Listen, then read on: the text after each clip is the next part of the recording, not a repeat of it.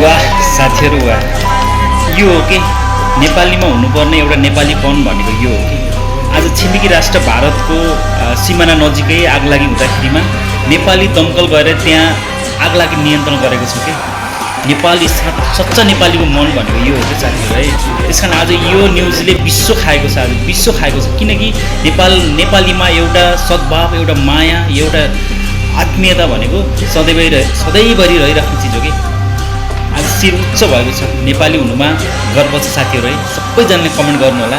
आज यो चाहिँ भारतमा को सीमा नाकामा आगलागी हुँदै गर्दाखेरि नेपालको दमकल भारतमा गएर भारतीय भूमिमा भएको आगलागी नियन्त्रण गर्नको लागि नेपाली दमकल पुगेको छ। त्यहाँ नेपालीको जय जयकारको नारा लागेको छ है। सबैजनाले हामी नेपाली हुनुमा गर्व गरौँ। नेपालीको मन सधैँ ठुलो हुने गर्छ है।